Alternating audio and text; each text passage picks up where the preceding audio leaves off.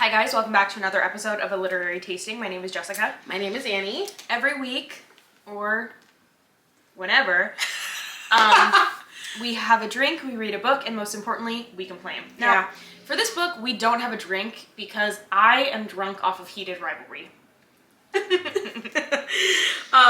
It's also January 1st, and so... Happy New Year. Your New Year's resolution should be to subscribe to us because we make no money off this YouTube channel, and I would really like to change that. I would love that. Yeah. Yeah, that should be your New Year's resolution.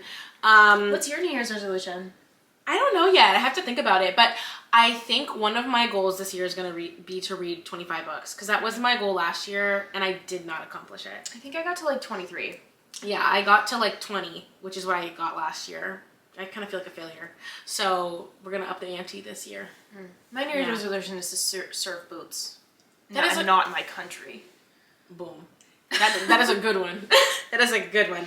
So this week we are reading Wild Card by Elsie Silver. This is my first read of hers I've ever read. Yeah, same. And might be my last. Yeah. You want to talk about it? Yeah. So the thing is, we both decided, I feel like we came to this like mutually. We both were like, we've never read one of her books. Because I've seen her cute little books in Target and stuff, and they're very cute. And they're cowboy themed, which I like, obviously. Evidently they're cowboy themed. I didn't know that because when I read it on Kindle Unlimited, it's that Uggo cover. Has that crazy Uggo cover, and I was like, oh, what the fuck am I in for? The Kindle Unlimited covers, I think, want your parents to know what you're reading. They're like, so many people are on their Amazon's parents' accounts, and to punish you for that, for not having your own Prime. Right, for not giving me $7 a month. The heated rivalry is two shirtless men, like, embracing. God, like, what? And I have 3 of them now. No, because when you open the book on the app, it, like, the cover comes up first, and I'm sitting on the metro, like, this picture of these 2 people in the ocean, like, please. Also, what ocean? We'll get to it. There's no ocean. Oh, yeah, good point. Anyway. It's not important. It's not important. But our story follows 2 people. I think this is part of, like, a it's like one of those series that are very popular right now where it's a standalone, but it's a part of a bigger universe. Yeah, which I don't know if anyone needed. I mean, this is giving us a lot of the same story over and over again, looking at the characters and the other people. One of them is randomly a country pop star. She took some creative liberties with that one, I guess. We were getting crazy, huh? But our 2 main characters are Gwen and Bash, short for Sebastian. And did you fan cast anyone for these 2 people? Yeah, I fan casted David Corenswet because he's hot. That's good.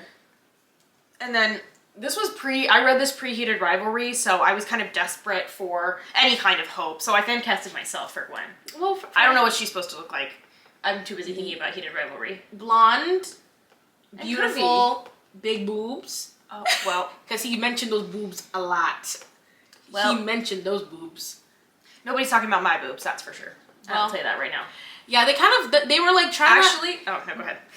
I was about to tell that story again, but I sent a boyfriend one time a photo of my boobs, and he was like, I don't like when you just like push your boobs together to make it look like you have cleavage, or something along those lines. So when people do talk about my boobs, that's what they're saying. That is a fucking hate crime. How dare you say that to me? Let it be the last time you see my boobs. I mean, he was like 5'9", so it doesn't matter anyway. Yeah, like, baby, you gotta be thankful for whatever you can get. Out here trying to be choosy. Hello? Anyway, I feel like I fan casted... I don't even remember who I fan casted at the time for Bash. But for the girl, I casted... Me? No. I cast Kate Upton. Look her up. I know who Kate Upton is. Okay. Boobs. Blonde. Beautiful. Yeah, she's gorgeous. Good for Kate Upton. Yeah, good for... Love that for her. She was in that movie with Cameron Diaz. Yes. Because they describe her as being like boots beautiful, but like being curvy and like, but also being super, I don't know. I was starting to like... Make no mistake about it though. Yeah. Curvy, she is not fat though. No. Curvy, like... It was giving Pixar mom ass kind of thing. Like that's what he was describing her, literally. So I was like, okay, Incredible's mom. But the story begins with us at the airport. And Bash is in the airport and he's like, there's a big snowstorm happening. I think he's in Canada or somewhere. And heated rivalry! You're done. then oh god. And they basically have to cancel their flight. Within like 2 pages, we hear him be like, there's a bitch over here in the corner who's a little bit too happy and excited about, like, she's a little bit too much joie de vivre right now. Well, also, she like really wanted us to like this character because the person at the front desk is like arguing with another customer and he stands up for the front desk person. And I was like, this is so obviously just an attempt to get us to like him. But oh, the Good Samaritan. Okay. Yeah. Like, cool. It didn't really give much. I didn't really care. And so it's like, but also he's like being like, he's very grumpy and he's automatically clocks her at the gate because she's like having a nice conversation with someone being like, I love the snow, it's so cute. And he's like, idiot bitch, like our flight got canceled. Yeah, and to be fair, if my flight gets canceled and you're chirpy next to me, I'm gonna hit you with my suitcase. You're doing a Cordell jumping in the circle. But I'm dumping my Vera Bradley 2012 divorce present from my parents on you. I'm dropping that on your head. It's gotta be used for something. Hey, I use mine. Okay, period. So he goes and sits down in a restaurant because like apparently all the flights are canceled. He sits down in a restaurant, their boots packed, and he gets himself like a drink. And then he sees a beautiful young lady come up to the what is it called? The person at the front who like takes people to their seats. The hostess. Thank you. The hostess. She goes up to the hostess and she's like, "Hey, I need to sit down." And they're like, "We don't have tables, Mama." Like, no. And she's like, "Oh, but there's a seat right there." And then suddenly she just slides into his table booth. Yeah, no, like I'm hitting you. No, get the fuck up and leave. I know this seat is open, but that doesn't mean you get to sit here. This is my table. Yeah. She doesn't even ask like, "Oh, is this open?" She just sits down. What if I had a girl in the bathroom who's coming back in a sec to sit down? Yeah, and now you've started an argument between the two of us. Right, because who's that bitch? Anyway, so... The whole time, your flight's just been canceled. Right. But she sits down and he's like, oh my god, she's so pretty. Like, stunning Kate Upton. But he's like trying to be like grumpy and annoying. And she's obviously like, this is very much Grumpy Sunshine. Grumpy Sunshine down. Like, it is shoved down our throats so hard. But they get to chatting, they order drinks, she gets them like lime margaritas out of ass crack, and this fucking shitty tequila and lime they have is like, it haunts the narrative for the entire rest of the book. Imagine you're the busiest you've ever been at work because every flight in the airport is canceled, and then Kate Upton comes and sits down at your table and says this margarita is ass. Yeah. Okay, I'm gonna kill myself. I don't have time for this girl. I don't have time for this girl. Like, we're not doing this. So, yeah, they have drinks, and then the restaurant is like, get the fuck out of here, we're closing. So they go and do yoga together, and he's like, oh my god, like, she's just like, I guess they couldn't leave there was some other reason they couldn't leave the all airport. The hotels near the airport were booked, like fully booked, because everyone had already like all the flights were canceled. So it was like, this sounds like a nightmare. I think I would have to kill myself. Okay, let me chill out a little bit, because I've said that like 4 times in the last minute, but this has never happened to me.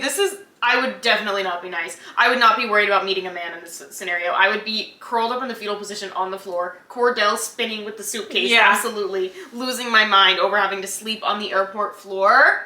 And also all the restaurants are closing, which is fair. But all of them are closing and I can't even get an Auntie Anne's pretzel. No, I need an Auntie Anne's pretzel. I need to have like, you have to get 6 at once so you can have some for later. But they're having a boots good time. Like, they're doing the yoga and he's like staring at her ass the entire time, which I was like, can you relax? Just met her. They go and like race also, by the way, she's 24 and he's like 40. Oh yeah, they have a conversation here about this where they realize they have like a significant-ish age gap. And they go and like start running on the, what are those things on the ground? The moving walkways. Yeah. They're having like a race on there and he's like, oh my god, like, you're so fun and young. Oh, and then he like... Sounds awful. This truly sounds awful. Running at night at 2, it's 2 in the morning, your flight's been canceled, you haven't had nothing to eat. No, and I'm in the background with 6 Auntie Anne's pretzels spinning the suitcase, and then I look up and these two are having a race. These two are literally I would think that somebody was like... Yeah.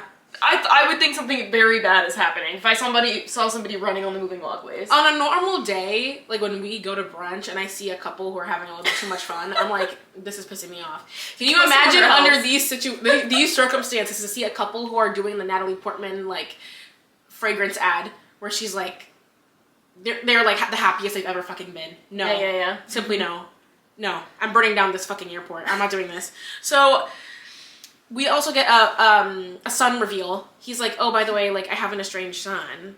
We get this reveal within, like, the first 2 chapters of the book, like, immediately. To be fair, I think in the synopsis, it's like already revealed that she's dating his son, or has dated his son previously. I just meant in terms of, like, in their timeline of meeting each other. He met her, like, a couple hours ago. Yeah, I don't think that's something I would admit to a stranger. Not that he did anything wrong, because, yeah, the reveal is that he has an estranged son, like you said, but he didn't know. The son's 24 now. Yeah. And the mom of the child just didn't tell him about it. Yeah. And the son is a professional hockey player. Heated rivalry. Woo! Yeah. So he tells and his name is Trip. Oh. Of all the names. Jesus. That was, first, like, I would be like, this is somehow your fault that his name is Trip. His fault? Who didn't raise him? Yeah. Never met him? You have a son named Trip. Oh. It has to be your doing. A woman would never do that. Why would whatever. Trip. So, anyway, they exchange numbers. They, you know, do some heart-to-hearts. They exchange numbers, and he's like, oh my god, like, I love her. He gets home, and he texts her, no response. And then he, like, waits a couple months, and he texts her again, no response. And he's like, okay, it's starting to get a little Why did the wrong... Sorry, no, go ahead. No, go ahead. No, because you didn't... I just spoiled the reveal.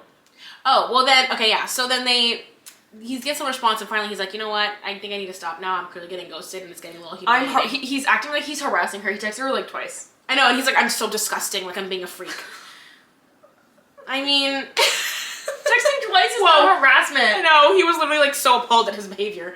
So he was like, I need to be locked in a dog cage. So then he, like, we time jump like 6 months into the future. It's now been like a year post this airport incident or rendezvous.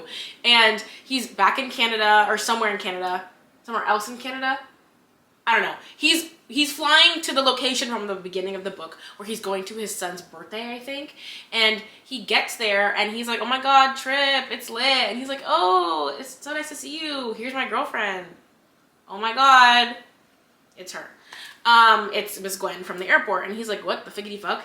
And then she's basically like, we kind of get a little glimpse into, like, they immediately want us to not like Trip. Right, they like immediately don't want us to like Trip. Yeah, I'm pulling up the birthday scene. Sorry. You're good. They immediately don't want us to like him, and I mean he's like walking around telling everyone that like, oh, this is my dad, and in like Gwen's POV, she's like, he talks mad shit about him to me all the time. He's always like this deadbeat ass dude who just came back into my life, like. But he's like, Trip has every reason, as far as we know, to think that because the mom has obviously told both of them different things. Yeah. Like, that's the thing that bothers me, is that this character assassination of Trip didn't need to happen. Right. Like, and Trip calls her fat, essentially. Insinuates that she's fat during this, at his own... She eats, like, a crab cake, and then she goes for a second one, and he's like, fatty. Whoa! He's like, I hate fat people. No. Anybody else hate fatties? And then Bash is like, I'm gonna kill you. I'm simply gonna end your life. We also find out that, like, they're very casual, and, like, they're open about this, like, from the start. Yeah. They're, like, they've been seeing each other for, like, a couple months. Yeah, and she's like, I didn't even really want to come to this shit, but, like, he asked me to, so I was like, okay, fine. Yeah. But he calls her a fatty, and then Bash gets so pissed off and she walks off. So then he follows her into the bathroom. And ends up punching a wall. Oh my god. Punching a wall because they find out that he's like, you never texted me back. She's like, you never texted me, period. And he's like, what? And they find out that he punched in her phone number wrong when they were exchanging numbers at the airport. Again, makes him so upset that he punches a wall and then flees the scene of the birthday. It's not even his home. And you know what? If I was Trip, I would say, my deadbeat like, imagine your Trip. And like, I'm not defending Trip. Trip's not a good dude, but like, damn, he was getting shot over and over again. Your deadbeat dad shows up to your birthday dinner, punches a hole in your mother's home that he probably has to pay for because he's a professional hockey player and I assume he has a lot of money. Yeah. Like, now I have to fix the wall too. We find out also that his mom is like really rich, which is why Bash keeps being like, oh, so wait, he can punch a wall, it's fine. He got like his like silver spoon in his mouth his whole life, which is why he's such a dick. It's like, Can you chill out, dude? Bash wants to hate him. Yeah. Bash wants to hate him. Yeah, no, and it's like, the writer wants us to hate they hate him, so that way we can all justify what happens going forward. I think it was justified from the start. So now Trip's just pissing me off. Yeah, now he's just being a dick to be a dick. Like, yeah, and it's like, you don't have to write you don't have to write, it didn't have to be like this. Right, and you know what though, like, I can at least say that when I started the audiobook, the first thing that came into my ears was, I don't like the way I phrased that, the first thing I heard from the audiobook was like, hey, warning, we're gonna talk about, like, Fatties. Fat phobia. Yeah, fat phobia. We're gonna talk about fatties, it's great. I was like, oh, okay. So, yeah, immediately they're like, everyone hate Trip. Which is like, you know what? His name is Trip. I would have got there on my own. Yeah. I would have got there simply on my own, but okay. Also, why do we have to hate Trip? Trip, like, we don't have to hate him. We don't even know Trip yet. He flees back to wherever the fuck he lives. What's the name of this town? I don't remember. I don't care. But we time jump 4 months, again, and he's trying to have some kind of relationship with the son. They're like texting back and forth, but Trip's kind of being dry. If I'm Trip, I'm never talking to you again. You showed up my birthday. In my mother's home, no less. And like, from his perspective, you've been a deadbeat this whole time. Now you show up just to cause my mother trouble. Right. My mother who raised me. Now she needs to like get repairs done in her house, and those always take so fucking long. This is really annoying. Like, maybe they can just cover it up with like a painting or something, but they shouldn't have to do that. Just that's what I would do. I would not. They're in a different tax bracket than us, I fear. But we also get introduced to a character, Clyde, who is this older man that Bash goes to pick up, who lives like way in the mountains somewhere. He's kind of like a kooky, cranky guy. He's very like tinfoil hat vibes. And can I just say this? Mm-hmm. We're supposed to hate Trip. I hate Clyde a lot more. But we're supposed to love Clyde. You can tell she wants us to love Clyde, but it's like, Clyde's annoying me. Why is Clyde here? Literally to be a plot, he's a plot device. They need him. I made a note about that. Yeah, we'll talk about it later. Yeah. So like everything in this entire book hinges on Clyde, really. But anyway, we meet this guy, and he's like kind of has declining health issues. So Bash picks him up to take him to like appointments and shit, like down in a town. And then like that night he goes to meet some buddies in town. He tells us all about like this fucking bowling group he has with his friends, which I was like, where I think they introduce us to the characters from the other books. That's the thing. I was saying this earlier before we were recording, but like I think that is an issue with these multi-universe, and I mean, I like them, I read them too, but like there ends up being so many characters that it's like I don't care or like about any of you. Yeah. Like, because there's just so many. How am I supposed to keep them all straight? This is a group of 5. He's like, oh, here are all my buddies. Like, Wes, Jess, you know, Clyde, and the other one. Exactly. And they all have the same personality, by the way. Yeah, because they don't have enough time to, like, flesh out these characters. Because they're side characters. They're not important to the story. But of course, they need to make a cameo. It's like when Stassi kept popping up. Oh, my God. Please, don't bring her up. It's a new year. So... yeah, they like all have the same personality. They're all like brooding and grumbly, like grumpy ass. And their girlfriends are like Utah wives. Literally. They have Utah curls for show. For show, they do. So they... And hey, so do I. I mean, so he goes to meet them for like drinks or something. He gets there and fucking Gwen is there. And he's like, shit. And he just like turns on his heel and leaves. He's like, I'm not doing this. So he literally just flees the fucking scene. And we then get a scene where, and obviously, like, they pretend that, like, do they pretend they don't really know each other? I think they do. They're kind of, like, being coy about it. Because how do they, like, explain Exactly. So they're both like, oh, hi. And he leaves, and she kind of, like, mentions, in her head, she's like, oh my God, things are so uncomfortable, but, like, I really wish that we could, like, have a relationship. Like a friendship. That's the thing, again, about, like, these forced conflicts, is that it's like, well, because he still thinks that she's dating Trip. Yeah. And in her mind, she's like, I walked out of that bathroom, first of all, double homicide, my deadbeat dad just punched a hole in the wall. She walks out of the bathroom, she's like, I don't want to date anymore. I can only imagine what went on in the bathroom. If you walk out, he punches a wall, and you're like, we're broken up. The fuck? I want a Trip spinoff. He needs justice. The name of this episode is Trip Apologists. Poor Trip. I know. Like, what the fuck? Trip's not a good dude, but he's also a 24-year-old, I assume, he's a 24-year-old hockey player. Of course he's not a good dude. No, of course he's not. No, he's not. And I don't expect him to be. Right. I'm not looking for him to be like a stand-up guy. Like, no, like, it's not. He's there to be a side character in heated rivalry. Right. I don't care what else he's doing. Right. He has a spin-off where he meets Ilya and the other one. Oh.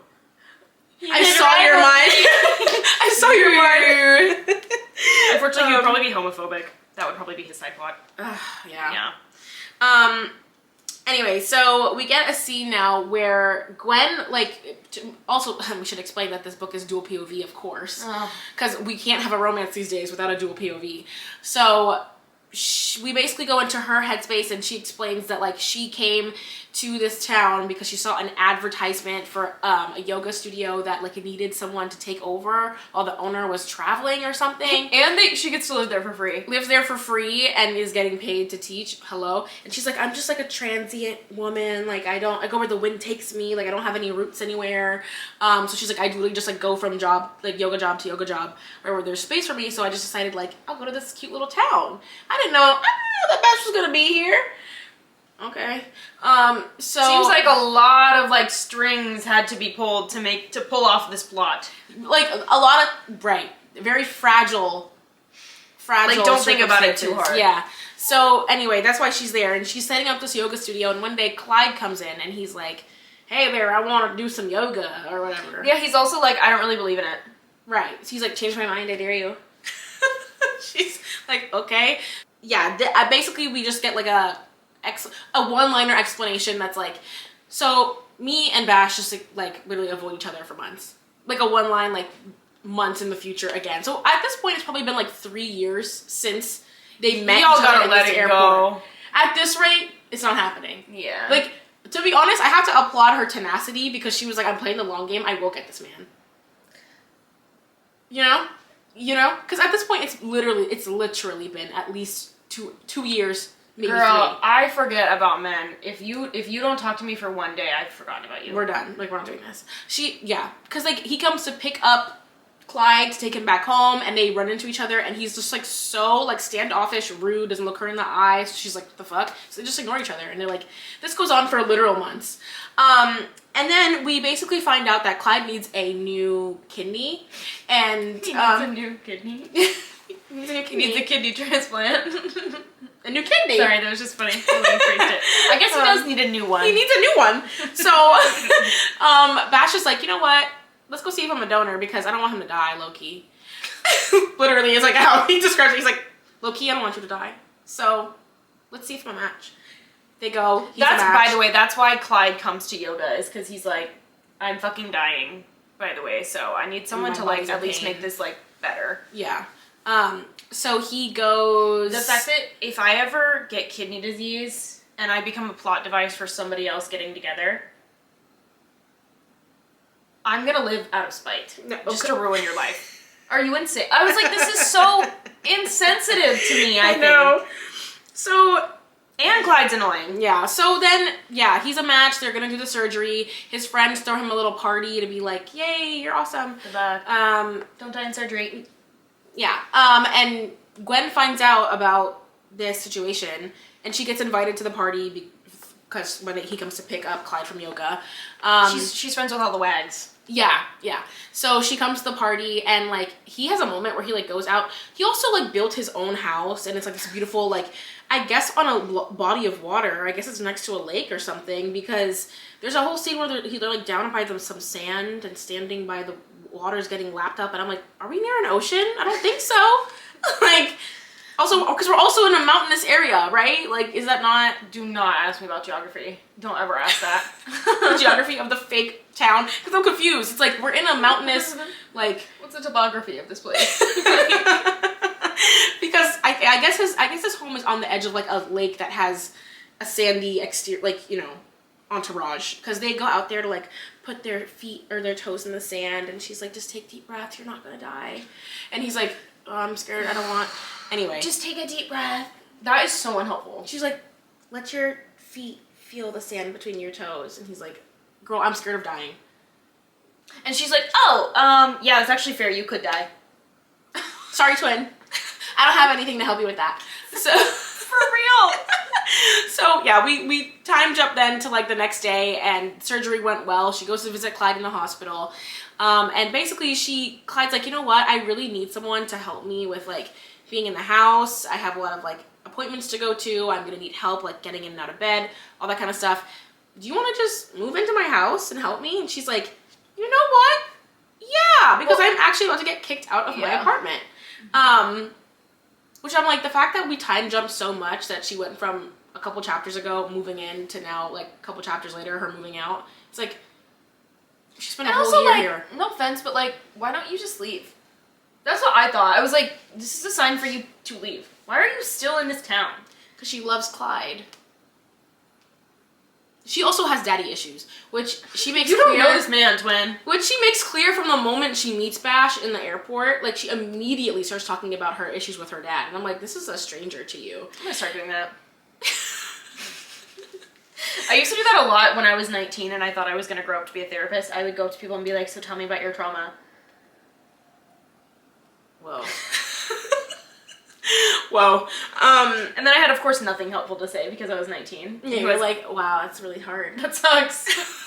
That's really hard for you. And then I would immediately start talking about my mother. You're like, well, me. I was just opening this conversation so I could talk. That's kind of what she does. Yeah, low key. So anyway, she like starts to see Clyde in like this dad figure, I guess. So she's like, I have to stick around for Clyde, whatever. So she's like, yeah, I'd love to do that. And then Bash comes into the room and he's like, okay, I'm ready to take you home. And she's like, home? And Clyde's like, oh my god, yeah, I told him that I would move into his house. Yeah, Clyde is bean boozling them. Clyde is bean boozling them for sure. And she's like, you idiot bitch. So she's like, okay, well, I guess that means I'm living there too. Look how that worked out. Now she's living in Bash's house. So they all go and move in. But like, it's hard for me to care about this because I genuinely was like, oh, so she's gonna leave this town because we're not about to live together. Like, huh? Also, doesn't that mean she gets fired from her job too? Fired from her job? Not fired, but like let go. No, she still needed her to work at the studio. Oh, she can't live there anymore for I can't remember what reason. It was like some for a plot device. Yeah, yeah. So she's just get adjusted to being in the house, and he shows her this nice, like just like enormous, gorgeous room. I was just gonna say she's kind of on the up though, low key, because of that nice ass house that she got to move into. she's like, suddenly on the beach. This is nice. Yeah, beachfront property. Yeah.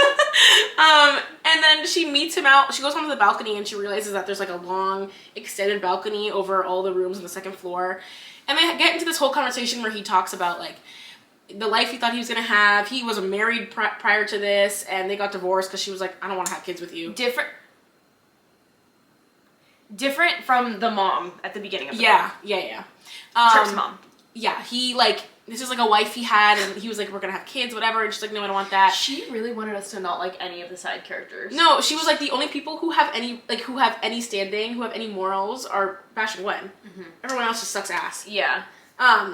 Because also, I think at the airport at the beginning of the book, he runs into his... It was on the way out of Trip's birthday, the second time. He runs into his ex-wife with a baby. Yeah. Straight up a baby. And a new man. And he's like, oh, so it's not that you didn't want to have kids at all. It's that you didn't want to have kids with me. Which actually, that would tear me up. Aaliyah Rosenoff. No way, bitch. that shit would tear me up. Like, dead ass. Yeah, that's pretty Call evil. the fucking morgue. Yeah. I'm on the way. I'm not doing this. I'm just gonna roll myself into one of those freezers. No, I'm not doing this. What do you mean? So, yeah, he's telling her about this. We're getting, like, more of his emotional backstory. He's like, I built this house for my family, and, like... And then my wife divorced me. Yeah, and he's like, I put locks on these windows because I thought this would be where my kids are gonna... A whole thing, and she's obviously, like, cracking on the inside. And then she tells him, like, hey, you know, also, by the way, when you left and punched the wall at your ex's house... I followed you out and I broke up with Trip. And he's like, oh. I made Trip's birthday infinitely worse. You're welcome. We should get together. And he's like, oh, nah, Shawty, like, I'm not doing that. Like, I know, like, I do really like you, but, like, I'm not going to do that to my son, you know? Which is... I mean, the damage is done, The damage is done. Like, yeah, exactly. You punched a wall and she immediately came out and broke up with me. I mean, you've Trip been is fucking blind. circulating each other like vultures for the past year and a half. Like, the damage is already done. It is what it is. If you really were about it, and you would have said, no, you can't come live in my home. Yeah. But that's not what you did. Yeah. He folds at every opportunity, and then he's like, oh my god, why'd I do that? He tortures her because he folds at every opportunity, but then still tells her no. I know. Every single time. It's so frustrating. If I'm her, oh my god. She really played the long game here. Wow. I could have never played the long game, especially not for him. This is years and years of laying foundation she's doing. How can you watch a man punch a wall at a home that's not even his? I mean, punching the wall is bad on its own, but I feel like the fact that it's at his ex-wife's house. I'm never watching a man punch a wall and then leaving it being like, that's my man. That's not happening.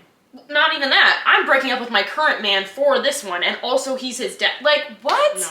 There's too much. No. It's too much. So, they have this whole conversation. She's like, you and me together question? And he's like, fuck no. The fact that he gave Clyde his kidney and we're more focused on the wall punching. Look at fuck about Clyde and his kidney. Give a fuck. I mean, in Annie's notes here, she wrote, he goes out with the boys and they're like, babe, fuck your flop son and go get your girl. Yeah.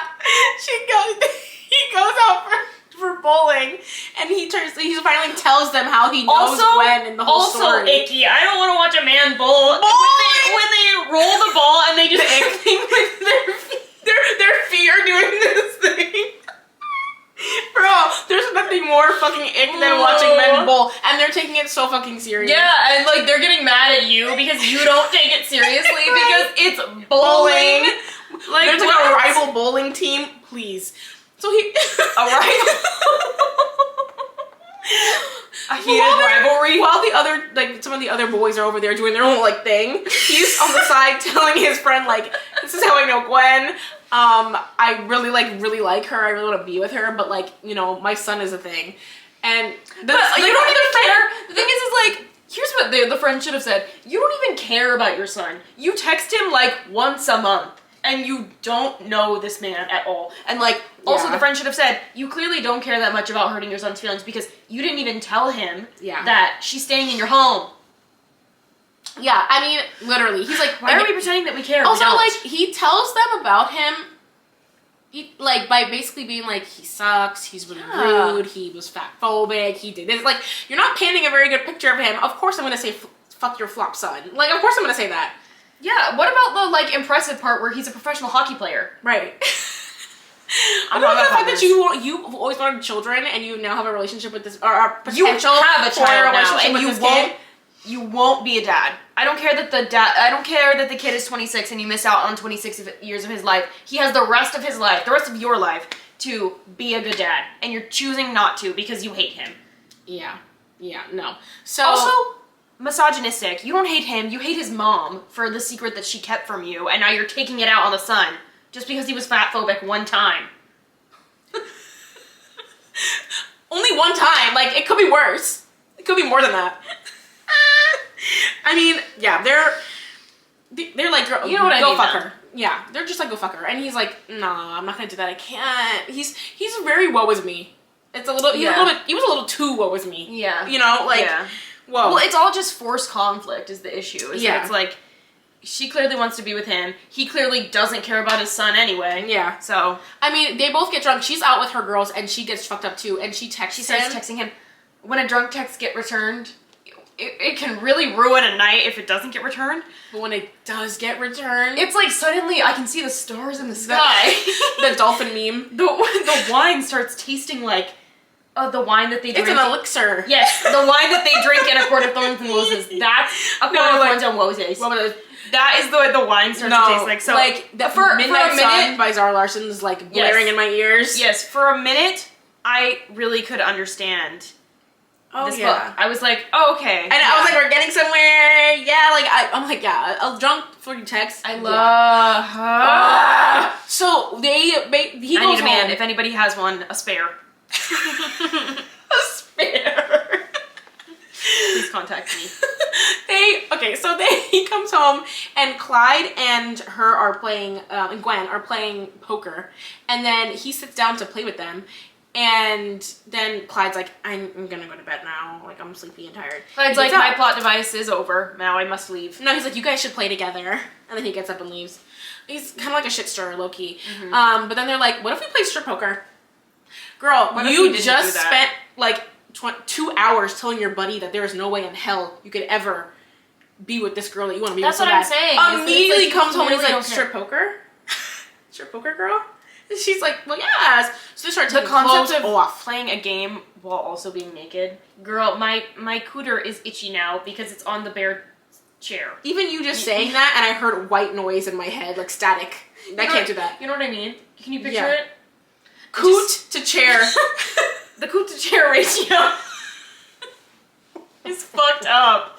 No coot to chair. I can't do that. There's never gonna be a situation where my bare ass is touching a metal stool. What if Ilya Rozanov is the one asking you to play strip poker? Shane Hollander? What if it's a foursome with all 4 of them? Okay. Shane Hudson and Connor. You need to find yourself. You're having Scott and his twin sister are not invited. I like Francois. I don't like Scott and his twin sister.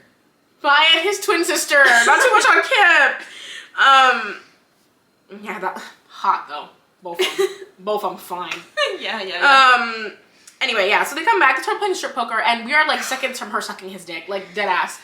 And you know what's crazy is that, like, I feel like if I liked the characters, this could have been really hot. Yeah. But instead I was like, oh, just get to it. I literally got so pissed when they didn't do it. They get interrupted by Clyde coming back for water, which I was like, Clyde, you know you're setting this up. Yes. You set this up, and then he was like, I'm just gonna wander back in there. He's like, I kind of want to see how it played out. No. He's just walking by. He's like, hey guys. No way. So him walking into the kitchen. So she like runs out of the room, and they're like, okay, figuring it out.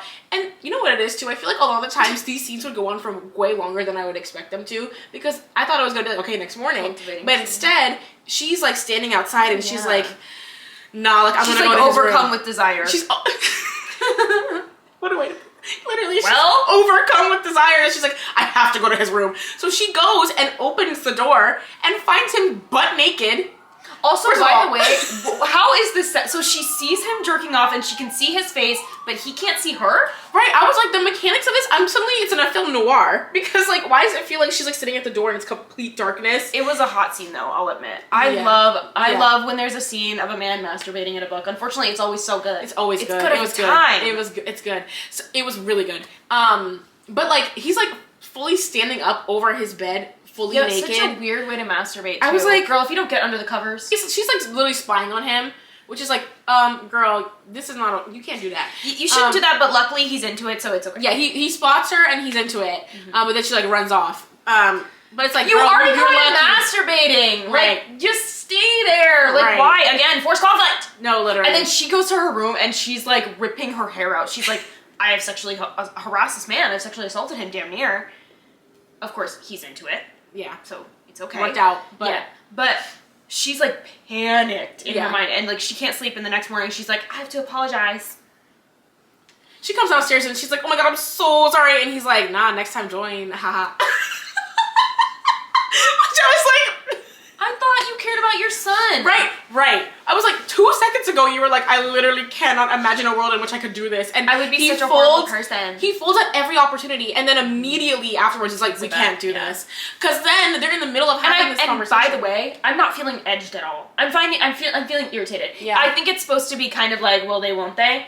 I know they're gonna. I know they're gonna. And this will they, won't they is not fun. Right. Because you know what it is? Yeah, you're totally right, too. Because it's a difference between, like, obviously in these books, you know they're going to no matter what, you know? But it's like when we're reading Daydream. You know what I mean? It's like if there's real conflict or real like dilemma there because like they don't want to ruin the friendship or something, and you've built your characters strong enough that you care about their friendship. You don't want them to ruin it either. So yeah, it's more of a question of when. Yeah. And it's like it does feel like the will they won't they is actually a question. But in this, it's like there's no actual plot. There's no actual dialogue. It's all very like repetitive. It's it's like they're gonna because like you said earlier, it's dual perspective. It shouldn't be because we see both of their inner monologues about constantly wanting to fuck each other. Constantly. And it's like, actually, I think this probably could have benefited from only being from her perspective because we wouldn't have any idea what he's thinking. So Instead, we have to hear him thinking about wanting to fuck her all the time. Right, which and makes then it calling tiring. Trip fatphobic to justify how much he wants to fuck his son's ex-girlfriend. Right. Which Not to mention the age gap. Right. So, like, too much going on. There's and also Clyde... Also, he gave a kidney at the beginning of the book. What is going on? Girl, he barely lets that kidney he barely lets his incision close before he has to get called out to go fight a fire. We forgot to mention he's a firefighter. An aviation firefighter. Whatever the fuck that means. So... He flied a plane. Like, what? So, yeah, they're in the middle of having this moment where he's like, next time, join me, you know? And they're in the middle of doing this flirt, and there's a knock at the door. They're like, what the fuck could that be? Oh, it's Trip. Why? I guess, like, this would be, like, actual conflict. But, like, we again, her inner monologue, she's told us this whole time, she doesn't like Trip. Their relationship was really casual to her. Yeah. She doesn't like his personality. Yeah. She likes the other one better. Well, also, Trip shows up after the Bash has been texting him several times being like, hey, I'm getting a surgery, just want to let you know. Hey, I'm done with surgery, like, I'm recovering, I'll let you know. And Trip is like, hey, I'm, like, not in the mood to, like, fucking talk to you, so, like, I'll talk later. Trip is like, I have a party with Ilya Rozanoff later. Yeah, he's like, I don't really gaff right now. I'm very busy. So, yeah, him just showing up at the house was like, hello? You just showed up there. And it's like very conveniently placed as well, like right after the masturbation scene. So we know we're gonna have to be edged for a little bit longer. Right. So he is basically like, what's all this then? Why is she here? And they have to explain and be like, so there's this guy Clyde, and he had to get a surgery, and I'm a yoga teacher, but I also became his like caretaker. There's like they're both doing like a whole like at the front door, and Trip's like, it's not making sense, like I don't understand what's going on here. But then he takes Bash takes Trip out to get drinks. He's like, well, my son's here, might as well take him out to dinner. And entire dinner, Trip is like, should I slide? I mean, to be fair, if I were Trip, I would definitely take that as a sign. He's like, wait. I mean, maybe. I would definitely take that as a sign. I would definitely be like, yeah. Maybe try again. Because what are the odds? No, literally. What's all this? She ends up there. No, literally. I'd be like, oh, this is a sign that we should get back together. He's like, obviously, we have unfinished business. Yeah. And that's the thing is like, Trip is justified. Yeah. Bash is sitting there like, I don't think so. No. This time, Trip is justified. There are other times where he's not. But this time, that's the thing.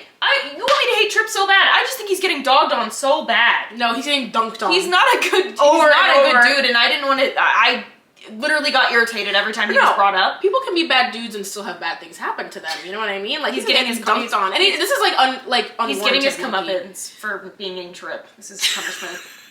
just being the name Trip.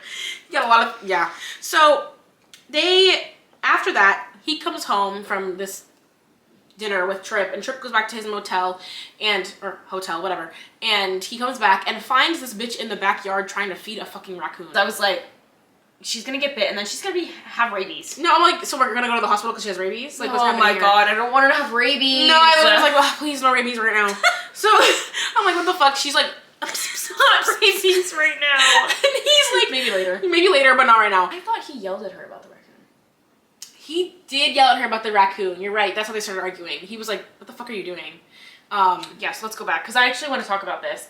Because he's so mad about Trip and whatever, that when he comes home, he sees the raccoon, he's like, not rabies right now, fuck. And so he starts yelling about the raccoon. He said, not rabies right now. And I mean, like, to be fair, I literally just said, don't ever do that. But, like, he's, like, yelling and screaming at her. I'm like, why are we supposed to like him? Yeah, you're right. Don't feed the raccoon. He's right. Yeah. But, like, why? Again, you don't have to write the scene. It doesn't need to be in here. You don't have to make him yell at her mid-book. No, he, like, gets so mad at her, and he's, like, being really, like, his tone is so harsh. He's being really, like, curt. And she's like, why are you talking to me like that? So she clearly feels uncomfortable. Yeah, and then they get into conversation being like, it's just my son is here, and it's a whole thing, and they're, like, both having a moment. Okay, well, guess what? That doesn't have anything to do with me or the raccoon, and I could have given it a cosmic brownie if you hadn't walked up.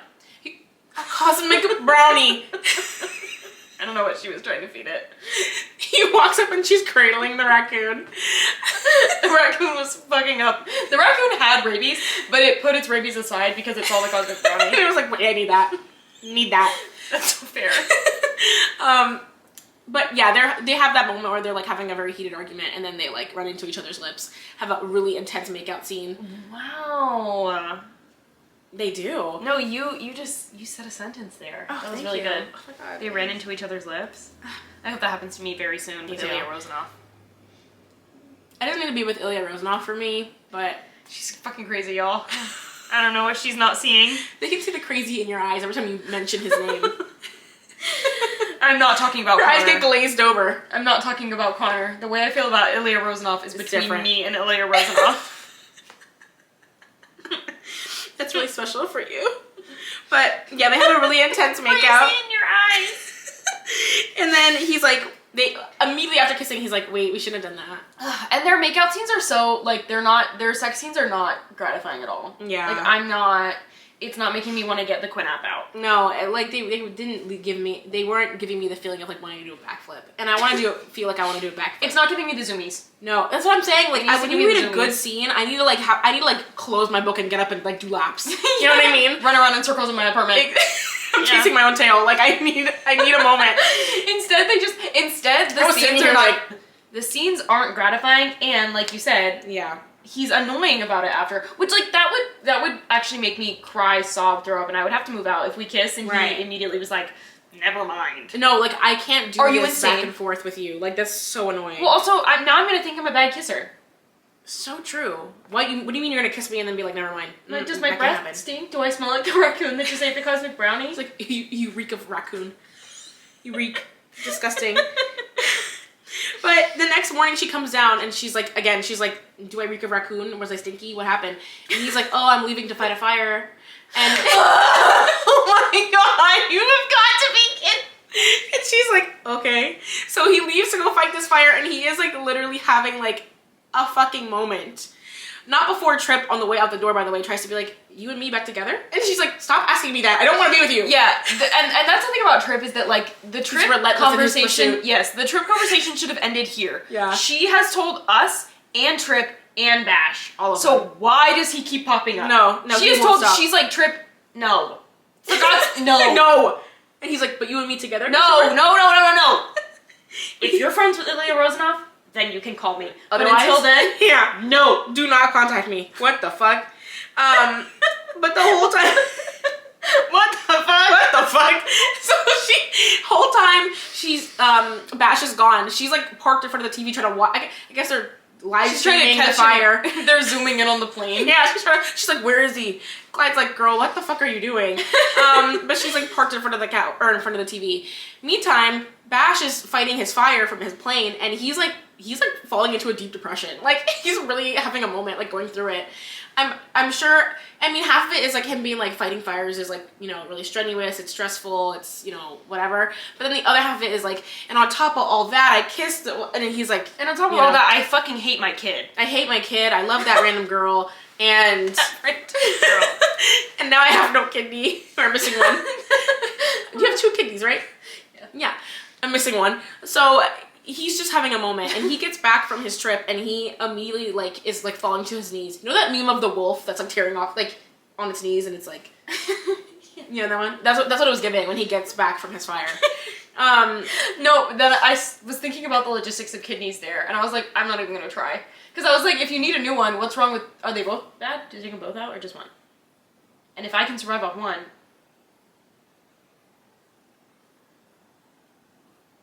You know? The static is playing in my head again. I don't know. I'm not a doctor. Let us know in the comments if you know anything Any about surgeons? But yeah, so they basically, he gets back and he's like, really like, I'm exhausted boots. Like, I'm so tired and stressed. This is actually the one time he's likable. He's vulnerable and just like, calm. Yeah. And he also has like a whole moment where he's like, you know, I used to think, like he starts talking about the life he thought he was gonna have, and he's like, usually I come back from these things and my house is completely empty, and like she's here, and even Clyde's here, and it feels like I have a family, you know. So it was like a little bit more of like a more likable side of him for sure. He gets back and she's like, my sweet poor baby, so she takes him upstairs and like gives him a massage or something, and then they sleep together in bed. You guys just do it already. Like, they are like, that is way more intimate. They are dick to butt cuddling right now. Like, don't. Well, and you just gave him a massage and now you're sleeping in the bed together, but you guys didn't have sex. That's girlfriend. That's very, yeah, that's romance right there. Yeah. That's a romance. That's further than, you know, just the lust of it all. So meanwhile, Trip is out on the ice facing off with Ilya Rozanov. Right. Unbeknownst to him. Right. So in the morning, he comes down, and this is when it starts to get really sinister with Clyde. He comes downstairs, and he finds Gwen watching Clyde on the deck, who is completely naked, and they literally say, sunning his taint. Why would you put this image in my mind? Sunning his taint. Clyde is like old. No, okay, actually, never mind. I'm not even gonna go there. But like, why would you put an image of a man doing that? Like, also, like, is that not kind of sexual harassment? I hate the word taint. That's not a word. And I just decided. And it so is sexual harassment. Yeah. I don't need to see your dick in your balls. Like, please. No. I don't want to see your dick, balls, or your taint. Put it away. None of the above. I don't want to see any of that. But yeah, he's She like, should have gone out on the police and said, I am calling the police. I've trained the raccoon via cosmic brownies, and I have called him, and he's gonna come bite I'm you. gonna sick the raccoon on you if you don't pack this up. Are you kidding? And like, I get, like, this is supposed to be like a comedic relief, because also this joke goes on for the rest of the book. Like, any chance that there's an opportunity to make this joke, the joke is made. The thing is like, I feel like that's a risky move. Taint? What's a word that would make you laugh? Okay, well, you know what? No, it's funny because your taint? Really? Trying to justify the joke? Like what? Like, it's just like that's so risky. Like, you would have to find the original joke funny, which we didn't, and then you have to like, because like already like that's flawed. Yeah. It's flawed. It's flawed. And then by the fifth mention of the taint, I'm like, no. Yeah, I don't know. They want us to like think he's like kooky and like silly, but like, I don't know, dude. It's also a thing when like you create like a moment of like good banter or dialogue with your characters. Not saying that this is one of those moments, but like when you try to create one of those and then you repeatedly bring it up for the rest of the book, it's like, oh my god, like I'm so tired of hearing about this one nice interaction they had. Like, especially because like this was not fun to read. Right, just write a different, just write a new dialogue. Write something else. Like, I don't like it's. Why is Clyde here? Let's start there. Let's erase Clyde from the book entirely. No, literally. So. Yeah, they spend the day together. They hang out with Clyde. He tells them about his wife who's passed and how they all smoke a J together. Like, it's a whole thing. They smoke this weed and then just like sit out on the deck. And they also have like a very coherent conversation about like their families. Yeah. I'm like, why are they smoking weed for this? Also, like, isn't he in kidney failure? Is he allowed to smoke? Right. Is he allowed to smoke? And well, I guess he's in recovery, huh? Yeah, I guess, but like, I don't know. I wouldn't probably Let's smoke. not go there. We don't know. Yeah. Either way, we get this scene of them all hanging out, and it's supposed to like make us like their little family unit. Personally, I don't. You started the conversation with Taint. I'm not forgiving you for that. Right. We started the day on Taint, so I can't really forget that. And then the next day, she has to go back to work. Also, like, does that mean his ass is in the air? Yeah. Yes, what you're visualizing is correct. Yeah. I like what I'm visualizing. She has to go to work, and he comes for a class. I'm also kind of picturing Clyde as like the Tiger King. You know, that's what I'm picturing. Oh my god. Like, that's a good representation of who I am picturing for this kooky man. The Tiger King. Oh my god. I don't like the Tiger King. Oh my god. Moving on.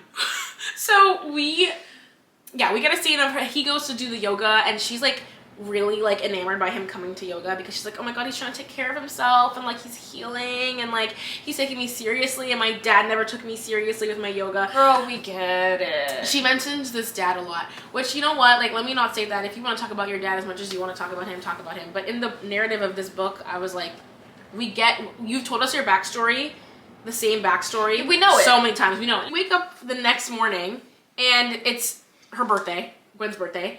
So Bash is making a fucking 10-course breakfast. Like, he's making everything under the sun he could possibly think of. Which, to be quite fair, I would love that if I was her. And I woke up to that, I'd be like, I got your ass whipped.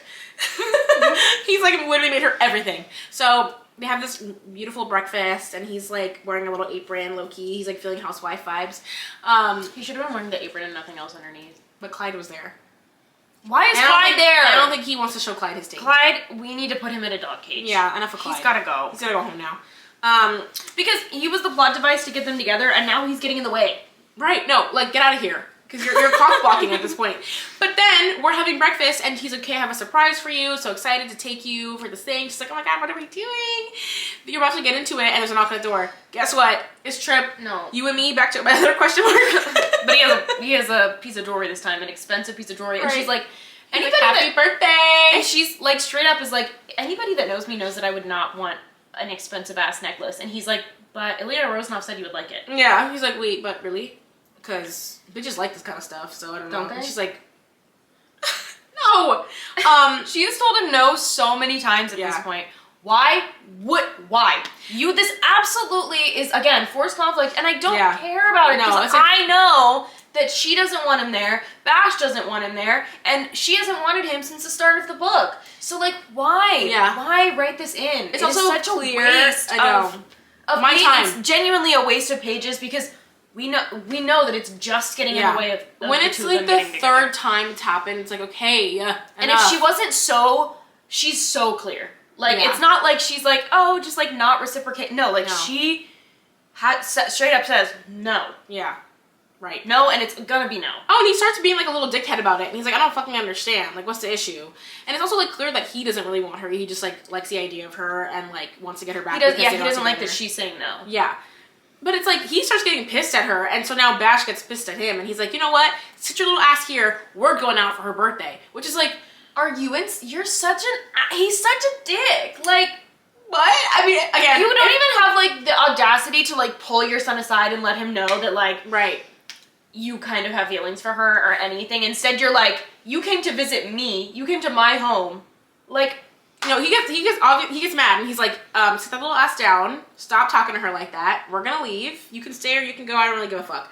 Like, you just don't care about your kid. And no. And you're gonna be a bad dad. If you're gonna, kids too, I bet. If you're gonna, like, excuse all the, like, disrespectful shit you do to your son just by being like, well, he sucks. He sucks, and she's the center of my world, and, like, nothing can get in the way of me defending my woman. It's like, okay, now you're kind of losing the plot here. Like, well, what? Like, that's your son. Like, right, exactly. I actually don't care if you didn't know him the first 24 years of his life. Like, that's still your kid. I don't care if he sucks. That's still your kid. Yeah. And, like, this also, while we're talking about this, that reminded me of a really good point, is that it's like, this makes him really unattractive to me. Yeah. Like, the fact that he's treating his kid like this, I'm not, like, the fact that he's putting her first. No, it's weird. But even she, like, doesn't really want him to put her first, like. She's like, there's just a different way for you to go about this altogether. Yeah. Like, that would just simply be a lot better, more respectful. Like, I don't know what you're doing, but this is fucking weird. Yeah. So, anyway, they leave him and Clyde at the house. Poor Clyde. Yeah. And Clyde hates his ass, too. Yeah, Clyde hates him. He's like, fuck this punk ass. Well, and Clyde is allowed to hate him. Yeah. That's fair enough. But he's like, we're going flying in my plane. So they drive up to the fucking, where do they keep planes? Wherever they park the planes. Wherever they park the planes, they go there. The airport? Yeah. They go to Dulles. Ew. Yeah. And they pull up there and they get in his plane, and mind you, I'm reading this whole thing, and this is actually my fucking nightmare. Like, if my man was like, we're getting in my plane and I'm flying you up no, we're not doing that. Are you out of your mind? It would be kind of hot if he was flying the plane. No. Well, I mean, I'm not even sure they get up in the air because, I guess they do. They fly, and then as soon as they touch down, she immediately starts bouncing on it. Immediately, like quite literally immediately. She barely even lets them park that thing. Well, you know what? It maybe is our worst nightmare, but like to be fair, this I could see why it'd be really hot if you like flying. Yeah, and then your man is flying. Yeah, no, I mean, the idea, I could see how it would be really attractive to see it, but it would more so be a nightmare just because of the flying part of it. But I mean, like seeing my man fly a plane, oh my god, like that would be so hot. But like, no, I can't go up in the air with you unless you want to give me a Xanax so I can be passed out. Yeah, but then you can't bounce on it after. Exactly. Because she needs to bounce on it after. She doesn't even, she gets on that. Summer Fridays, which one's mine? I bet yours Vanilla Beige. Oh. Is it not flavored? Vanilla beige. That's my favorite flavor. Beige. Yeah. It was good. It was fine. I don't think I liked it. It was fine. I literally forgot about this book the second I put it down. Yeah. And like, I feel like your smut has to be really bad if I don't want to reread it. Yeah. It's like, I feel like you can tell when it's good, when it's like very memorable. Mm-hmm. There are some scenes from some books that I just will never forget. Yeah, like the Halloween scene in Icebreaker Changed and lives. Daydream. Changed lives. Give me back to God's country, heated rivalry. So, yeah, what I was saying was it has to be like, there are memorable scenes, you know what I mean? And if it's like completely unmemorable after I leave it, like... Your characters have absolutely... I feel like it's a testament to like the book as a whole. Yeah. Like, if your characters have chemistry, the smut will be good, but these characters had no chemistry. Yeah, I was kind of like, okay. I mean, it was fine. It was fine, you know? It was fine. And like, the thing is like, pretty good setup for a smut scene. Right. Like, the fact that it's not memorable... I can't... Like, I don't remember the details. I need to remember... But you know what I do remember? Yeah. Bash punching a wall. Right. Right. So, they have sex, they head home, and he's like, unfortunately, I did plan an entire surprise party for you tonight. Everybody's gotta go. If that were me, I would say, yeah, no, we gotta wrap that up. Girl, I would have been like, I know you were trying to be cute and fun and like do something nice for me, but are you out of your mind? You took me to the plane. And of course we're gonna fuck. Yeah, you think we're just gonna come back and have a normal evening with our friends? Think I'm not gonna bounce on it? Are you out of your mind? So the friends are there. Trip is still there by the girl. Go home. Trip doesn't leave, so he girl, stays. Call Ilya.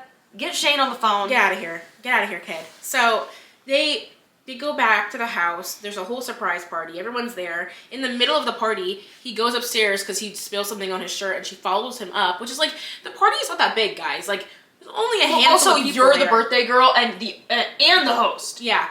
And he's the host. Yeah. No, like, you guys are fucking. Especially Trip. He knows two people at the party. Well, three, Clyde. Two people at this party. And they both disappear from the room. Right. And they come back, like, disheveled. Right, like, heaving, sweaty. They went upstairs and fucked on the balcony, which I was like, that's even crazier because you're outside, everyone can hear you. Yeah, you don't care about Trip. You don't give a fuck. Like, you don't give a fuck. So, yeah, Trip the whole time, the entire party is, like, giving them side eyes, like, what's going on, dude? Because it's very fucking clear, like, they spend the entire party, like, smiling at each other and like, oh, we're being so coy. No, you're not. Like, it's pretty clear to fucking every single person in this room. Well, the friends don't care, obviously. Right. And the friends don't matter. Right. But, like, Trip is, like, you guys suck. Like, I don't like either one of you. Yeah. And, like, I don't think they're necessarily wrong.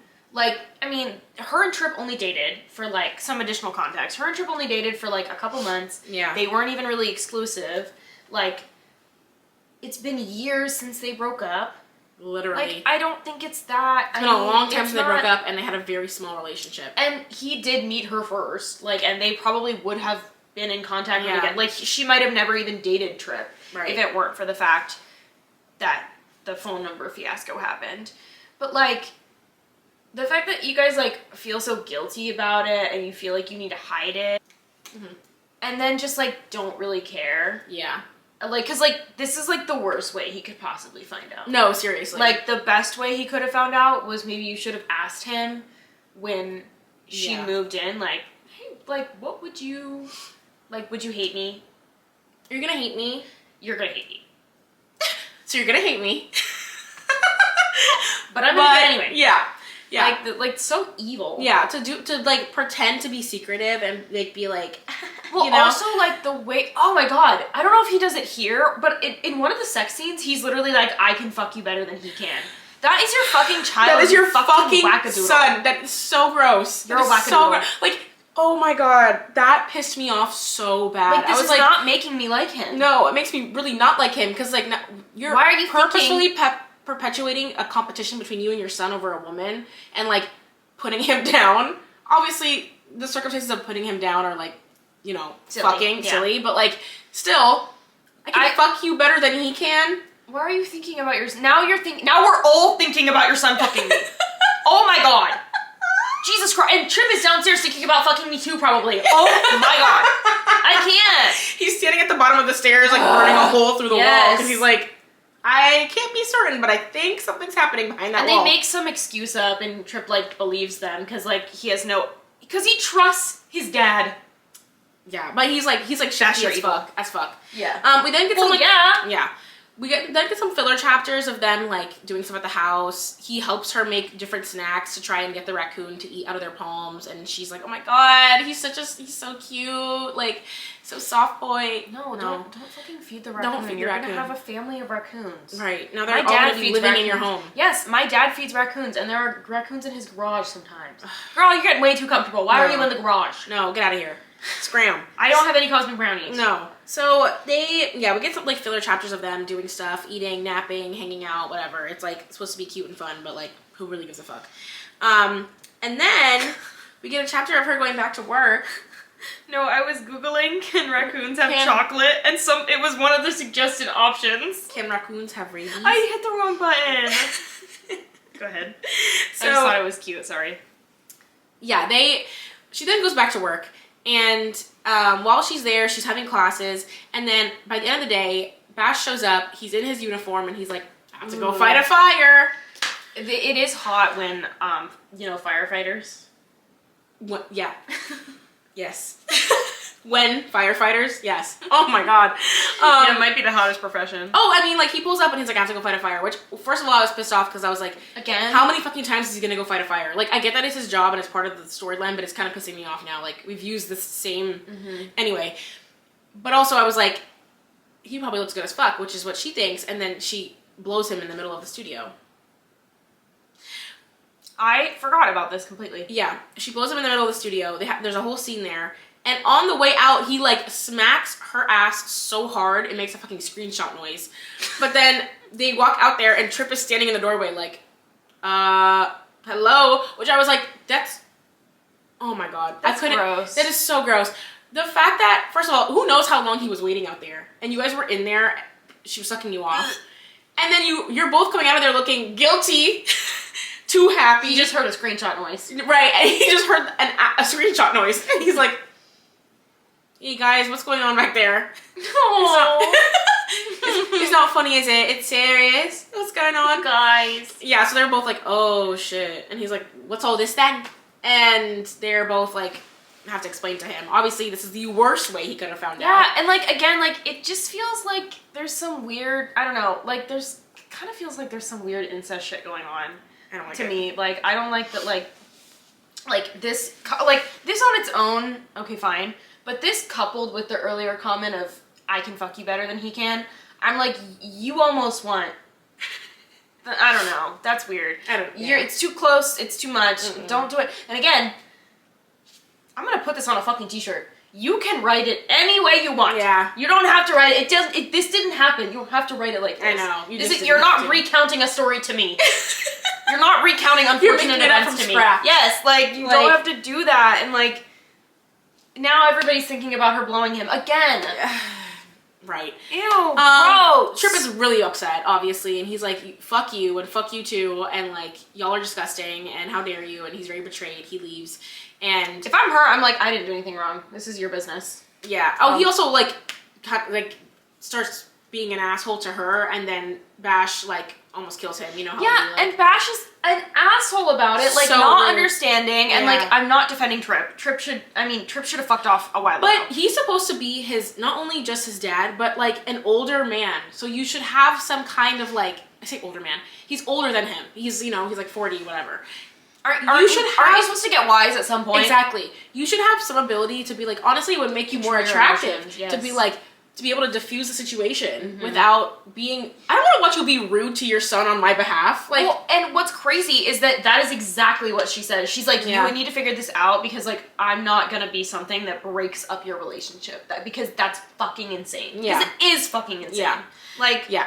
He goes to to fight his fire, and it's, like, super quick. So I'm like, what was the whole point of him being called to fight the fire? Anyway, he's back in a day. Have to deal with his problems with Chip. That's literally why. Because he can't be emotionally vulnerable. So yeah, he comes back and he drives straight to town to do something and sees Tripp and Gwen at lunch. Oh my god! He starts to fucking panic. He starts losing it, and it's like your insecurity is like really, really not attractive at all. Yeah, like it's understandable for him to have like a moment of like, ooh, what's that about? But like he really harps on it to the point where they come back to the house and like he goes in on her and he's coming after her neck, being like. You know, basically saying like, you're Or gonna leave slut anyway. Jezebel. Basically, yeah. He's like, you're gonna leave anyway, so what does it fucking matter? You don't have a home base, so you're always like flitting around. He says some crazy shit to her, and I was like, just because she got lunch with your son? Yeah, who they've dated previously, and she also, I'm sure, wants to help fix the situation. It's so frustrating because, like, first of all, the fact that she had to reach out to him is fucking insane. No, don't. That is your son. Yeah, no, not doing that. Second of all, especially since he's been on my ass for the past several months trying to get me back, I don't want to reach out to him. Just what I said. Just what I was about to say is that, like, you know, we have had conversations about how I have not been interested in him in years. Yeah. For you to now assume that I'm a liar and that I've been lying to you this whole time and you can't trust me after years of this, like, no. It's not, like, the outburst on its own is unattractive. Yeah. But, like, the thought process behind the outburst is even worse. So true. With the fact that he's not reaching out to Trip. He has no intentions of fixing that relationship. If that relationship died in that moment, he would not have cared. Yeah, he would have. He maybe would have like cared for appearances, but he wouldn't have like tried to fix it. No, you know. And that's so unattractive. Oh, you're so right. The thought process behind all of it is like what makes it 10 times worse. Because like you're being so childish. Like figure it out. And she basically says that she's like, "But you know what? I could at least give. I'll say this. It didn't have the generic like like she has like a woe is me moment, and she like is like I'm leaving or whatever. She literally was like, stop being stupid. I'm not doing this with you. Figure your shit out and then come find me. Yeah. And she's like, I'm not going anywhere. I'm not doing anything. I don't know why you're trying to push me away. You're being weird right now. Figure it out. And she leaves to go out with her girlies, and he goes bowling again, I guess, or to a bar or something. And they find out that there's a huge fucking wildfire that started in their town. And it's like coming towards the town. So he immediately jumps into action. All his buddies are like, oh, I have to go like clear out my barns and shit. There's a whole other character who comes in who I guess must be from another book. Because he's like my best friend for life. And he's like such a cool guy. He like shows up to help move some horses or something. That's the thing is like, who is that? Who is this? I have to assume he's one of the characters from the other books. Because otherwise, why are we talking about him so much? Yeah. Who gives a fuck? Not me. Certainly not I. So... I don't even like the characters in this book. Right. And then we bounce over to her POV, and her and the girls find out about the fire. She goes back to the house, and Clyde is all sad because he's like, my house is going to burn down because his house is in the mountains. And he's like, oh my, and she gets really sad because she's like, all his stuff from his wife is in his house. What's crazy is that like, we don't find out about his wife Maya. Yeah. Like, kid surgery's done, like, true. He does not bring this wife up until this more idea. Halfway through the book. It kind of seems, I don't want to assume anything, but like it kind of seems like she was like, fuck, I need a conflict for the end. Yeah. So I had a wife. and even the character Gwen is like, why have you never told me about this? And he was like, I married her 50 years ago. Yeah. What? Like, what the fuck? And then he's like, yeah, all the memories of my wife are in this house. And she's like, well, that sucks. She's like, fuck. Wait, what? Yeah, so she's like, why didn't we talk about this at all? Yeah. So, oh my God. She's like sad up that night because she's like, 1, worried about the town. 2, she's sad about her man going to fight a fire. And 3, because she's sad about all of Maya's stuff and Clyde's stuff getting burned in the house. Also, by the way, he has still not spoken to Trip. Go ahead. Yeah. So she decides to get in the car and drive up to Clyde's house to retrieve his things. Meantime, Bash has gone to join forces with all the other firemen to create an exclusive fire team. They're the G Squad. Yeah. The G-Force to take out the fire. Trip shows up. Oh my God, please. I can't do it anymore. Because Trip is suddenly a good guy and he's like, I heard about what happened, so I'm here to help. Okay. Baby, you play hockey. What are you gonna do? Don't you have a game later? You gotta go. He's like, yeah, actually, I can't stay. No. Sorry. Yeah, but he shows up to help. I'm gonna get kicked off the Centaurs. He shows up to help, and Bash is like, I wish you weren't here. He's like, oh shit, you're kind of like not a terrible person. You came to help. That's kind of nice. yeah, girl, you never even gave me the chance to be a good person. Yeah. You villainized me from the start. So she... All because you typed the number in wrong. Right. And so, somehow, some way, people keep hitting up his phone being like, I don't know where your girl at. Or something happens. He calls like Clyde or something. And he's like, I haven't not seen, what's her name? Gwen. All day. And he's like, oh, fuck. So he starts calling everyone he knows. Everyone's like, we have no idea where Gwen is. So he starts losing his goddamn mind and flies up in his plane and goes to start flying around the region looking for her. How? The G-Force, by the way, I guess the rest of the wildfire is on hold. And, like, so he can go find his girl. Like, yeah. This is so... And then I'm just going to spoil it because it pisses me off so bad. She went to Clyde's old house to... I guess... I stopped reading once this fire happened. I was like, I'm out. I'm done. I was like, I can't do this. Right. But to, I guess, turn on the sprinklers so his house didn't burn down. First question, why doesn't everybody just do that? Right. Second of all, why would you put yourself in danger, but now literally because everybody has to come save your dumb fuck ass? Yeah. You've now put a bunch of other people in danger? Like, somebody's You're wasting house... resources. Somebody's house was not gonna burn down unless you went to do that dumbass shit. Yeah. Their house is burned down now. No, some random side character just lost their home because of you. No, like, because the entire G-Force has to go find her. The entirety of the fire team. Jesus Christ. What do you call them? Firefighters? Yeah, but like when they move as a squad. The firefighters? All the firefighters literally turn their attention to this one task of finding her. Because frankly, Bash got a gun to all their heads and he's like, you better find my lady. Yeah. So they're like, everyone is trying to find her. They're like, fuck.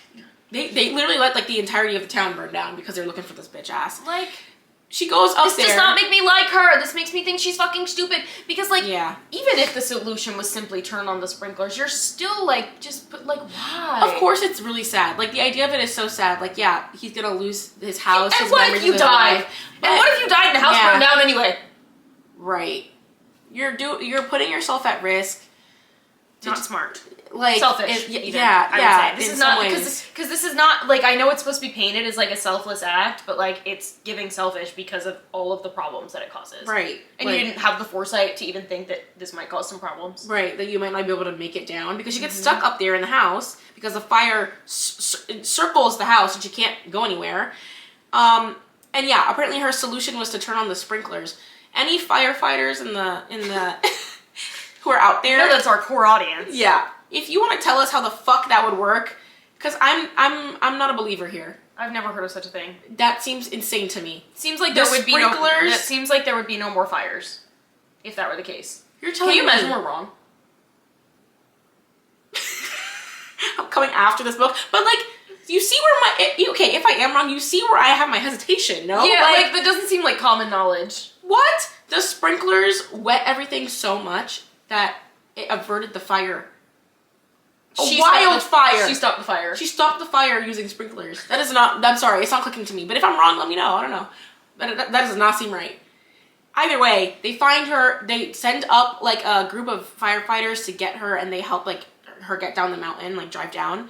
Her and Bash have this like enormo, long-winded, sappy, annoying reunion in the middle of the fucking street before she even crosses like out of the threshold of like the blocked off area that's been like ravaged by fire.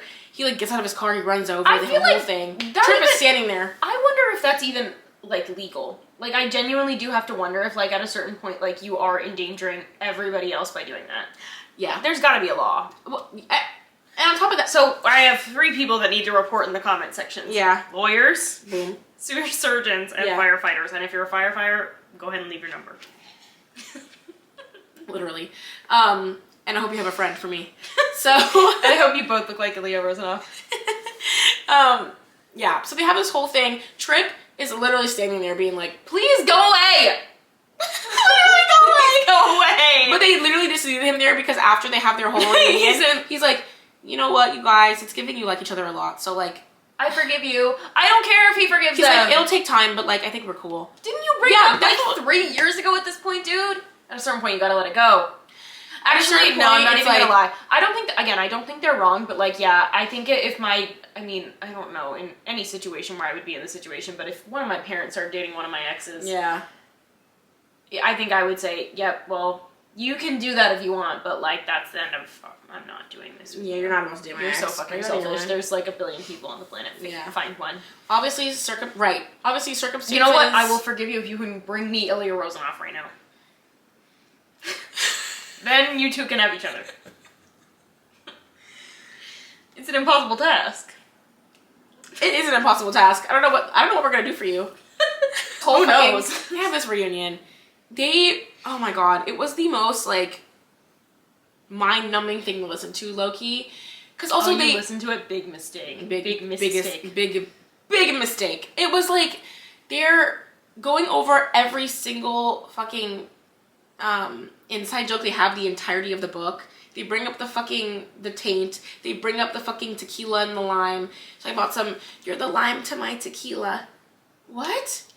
It just feels like such lazy writing. If I were there, I would have caused a scene. If I were tripped. You're the lime to my tequila. Which I'll kill you, girl. Come on. He actually says the phrase, "You're my wild card." No, I got pissed off. I was really mad. I got really mad. I was like, "There's no way."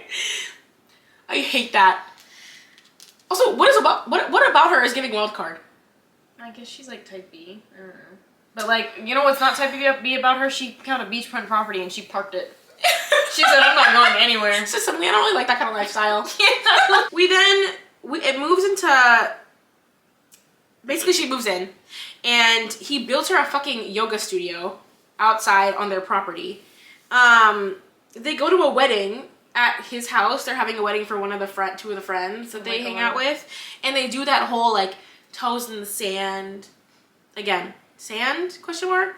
I assume a lake. I don't know, but they do that whole. They repeat that same scene again from the beginning. Was there?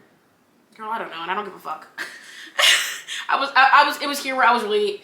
No, I genuinely, like, I saw that she went to go be in the fire, basically. She went to go set herself on fire. And I was like, she lit her shit up. I can't do this. No, I'm done. She really needed attention that day. Oh yeah, the epilogue also is split into 2 parts. There's a 1 year later and a 2 year later. Girl, end my misery! Yeah. I'm sick of this. Like, let me out. I hope Trip has a wife. Nope. So 1 year later. Nope. 1 year later, they have an entire, like, couple pages of them at a bowling tournament where they beat the opposing bowling team. Girl, I don't give a fuck about this. Why? Yeah, why? Why not just give me the 2 year later? Because 2 years later, she's pregnant. You know how we feel about people being pregnant in epilogues. I don't like it. And also, like, what about him is giving should have more children? Good ass point. Good point. I mean, I knew it was leading up to this, considering he talked a lot about wanting to be a dad. But it's like, but he's evil. You saw how he treated his other son. No, like, he's being evil. Yeah, you're being evil. evil. Like, also, if Trip is his son, also shares his DNA, the next one's gonna be evil too. No, fuck no. Yeah, the baby's gonna come out evil. Right. So they go. They insinuate that they go to the fucking plane. Is it called a hangar where they keep planes? Ooh, that feels right. I don't know. Heated rivalry. Ooh, you're done. They go to the hangar every year on her birthday, like it's a tradition. Yes. Oh, okay. Like it's tradition. So they go there this year, and she's like, we can't fuck this year because I'm pregnant or something. I don't know. And he's like, I painted a plane. Like he painted a plain lavender because the entire book he's like, her eyes are like purple. Which I was like, what? How are her eyes purple? Anyway, he painted one of the planes purple, and he was like, I did this for you. And she's like, oh my god. That's the end of the book. That's fucking stupid. That's fucking stupid. Right. So you can see how I ended it there, and I was like, what was the point of the bowling scene? Maybe she thought people were going to care about who won the bowling competition. But again, I don't care about the bowling, especially because the fee. There's nothing more icky. You're a 40-year-old man and you're stanced up like this? No. No. Bowling is for 10-year-olds. You don't ever do that shit in front of me. 10-year-olds and women. Don't do that but not shit. you. Not you. You're not doing that. So what's your rating? Dare I ask? This is probably a 2 out of 5. This is a 1. This is so bad. This is a 2. It's so bad. I hated Bash. Yeah, it was bad. And I was so excited to read this because I was like, at that time, it just had been a little while. We read this a little while ago now, but at the time it had been a little while since we'd read a romance novel, and then I think we had also just gotten off the Hannah Grace one. So I was like, I'm running a high. I was like, I'm in the mood for a romance. And then I read the first 50 pages of this, like, very quickly. I'm kind of a slow reader. And I read the first 50 pages, and I was like, this is so ridiculous. It's so funny. Yeah. It wasn't funny for very long. No. It stopped being cute and fun very fast. I remember the same thing happened to me. I read the beginning of it very quickly, and then I was like, it's not funny. No, as soon as they introduced Trip, I was like, this is fucking awful. Yeah. He's awful to this kid. Yeah. So I don't like him as a character. Yeah. And also, she's kind of annoying, but, I mean, if her biggest crime is being annoying... I'll let that go, Yeah, that's fine. Yeah. I tolerated her. She was just, like, there. I didn't feel any kind of ways about her, for real. She was kind of annoying. But, like, she was annoying. I hated him I so did not like fucking him. much. I didn't like him. Like, I was kind of rooting for Trip to punch him in the face. Low-key. At least once. He would have deserved to be decked, yeah. Yeah. He would deserve that. I mean, Trip also deserves to be decked, don't get me wrong. But, like, They deserve a double decking, for sure. Yeah. And frankly, she should be the one to administer it to both of them. Yeah. Like... And also, Trip was the one that ended up apologizing. Right, yeah. Like, what? No. Yeah, he should not have a baby. No. No, like, Your kid's gonna come out evil. As fuck. Evil and blonde, that's a deadly combination. Hell no. Oh my fucking god, no. Yeah. Only reason why I don't give it a 1 is because I save my 1s for things that are, like, actively harmful. Really, you know what? I trust the reviews that say she does better and that this was kind of a miss. Happens to the best of us. Yeah. You know, everybody misses sometimes. Yeah. But this is terrible. Yeah, I did not like it. And if people think this is her worst, then, like, maybe we should find out what people think her best is and try that one and see what the difference might be. But yeah. We won't be doing that next week. Not anytime soon. Next week, we're going to the cottage. I read both Heated Rivalry books. I read the Heated Rivalry and then The Long Game. I did not read Scott and his twin sisters. But we'll be back next week. I don't know if we're going to talk about both of them or just one yet. But really, I've read it like 5 times. I've genuinely read it cover to cover like 5 times. You're joking me? No. No. Oh my heavens. I don't really do anything else right now. Gotcha. I switch, like, on my phone, you know how you switch between social media apps? I switch between watching edits on TikTok, then going to Twitter and seeing the videos that people are posting of them, just like their cast videos. Yeah. And then I open the book. And then when I get bored of that, I go back and start back over again. So, that'll be next week. Cool. And we will be back next week. We will. Not that you guys care. Yeah.